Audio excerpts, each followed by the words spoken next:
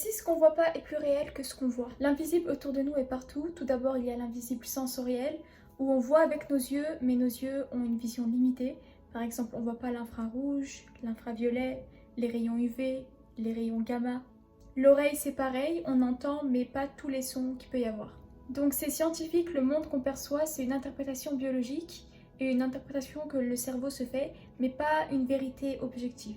Après, il y a aussi l'invisibilité dans la nature, où on voit pas le principal, on voit pas directement les racines des arbres par exemple, ou les rhizomes alors que c'est la base.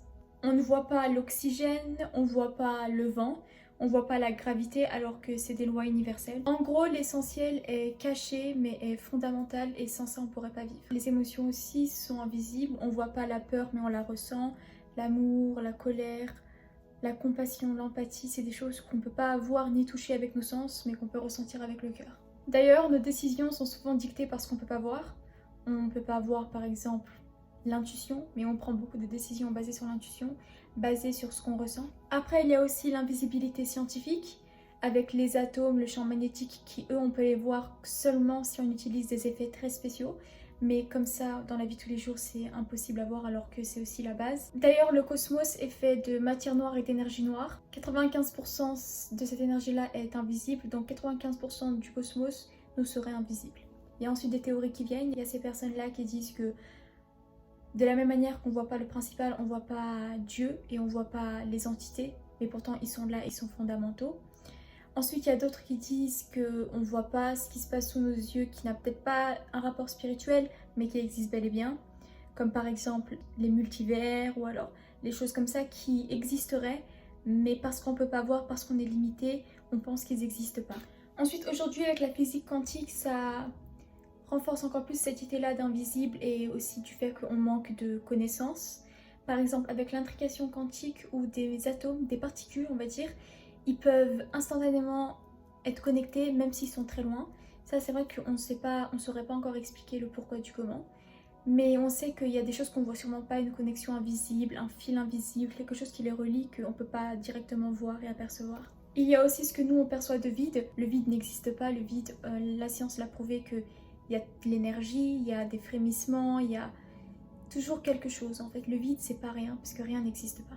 Ça remet en question les idées populaires des gens qui disent « je crois que ce que je vois », parce que la science et la vie en général prouvent le contraire. Certains disent même que ce qu'on voit pas est beaucoup plus réel que ce qu'on voit, parce que ce qu'on voit, c'est juste une interprétation du cerveau, et ce qu'on voit pas, c'est quelque chose qui existe bel et bien et qui échappe à nos sens. Donc ça rejoint la pensée de Platon, qui avait mis en avant la caverne. Et en gros, dans la caverne, les gens qui se trouvaient à l'intérieur, ils voyaient que des ombres, que des illusions. Et les gens qui sortaient de cette caverne-là, c'était les gens qui voyaient la vérité en face. Et pour Platon, on vit tous dans une illusion, on est tous dans la caverne. Et la réalité ne fait pas partie de cette caverne-là. En gros, il faut sortir. Il faut limite sortir de nous-mêmes, il faut sortir de nos sens, parce que ce qu'on voit avec nos sens peut être biaisé. Heidegger, lui, par exemple, un autre philosophe, il met en avant le fait qu'il y a une différence entre l'être et l'étant. Il parle pas de Dieu directement, mais il dit que l'être, c'est la source invisible, c'est là d'où tout vient, et c'est l'être qui fait en sorte que les choses sont. Et l'étant, c'est nous, c'est la nature, c'est la conséquence de cet être. Et il dit que tant qu'on ne saura pas faire la différence entre les deux, on vivra dans une illusion. Après, il y a d'autres personnes qui disent que l'invisible, c'est le passé et le présent, mais c'est des choses qui sont présents dans nos vies et qui nous façonnent en quelque sorte, qui ont beaucoup d'impact sur nous. Ensuite, il y a aussi l'argument comme quoi notre mentalité est invisible mais fait tout. Par exemple, si deux personnes regardent une même scène de théâtre, certains peuvent penser que par exemple c'est bien, c'est positif, et l'autre peut penser que c'est négatif. Et ça, c'est dû au fait que chacun ait sa propre mentalité, ce qui est invisible. Après, il y a d'autres qui disent que l'invisible c'est juste notre imagination, que l'invisible n'existe pas. Et d'autres qui pensent que le réel est forcément quelque chose de tangible et quelque chose qu'on peut percevoir et voir. Et donc tout ce qui est pas réel, tout ce qui est pas visible directement ne peut pas directement être considéré comme réel. Voilà, je voulais juste faire un peu le tour des arguments pour et contre concernant ce débat-là entre l'invisible et le visible. Vous, qu'est-ce que vous en pensez? Est-ce que vous pensez que l'invisible existe et a plus d'impact que le visible, ou qu'on devrait s'en tenir juste au visible? Merci d'avoir regardé et à bientôt.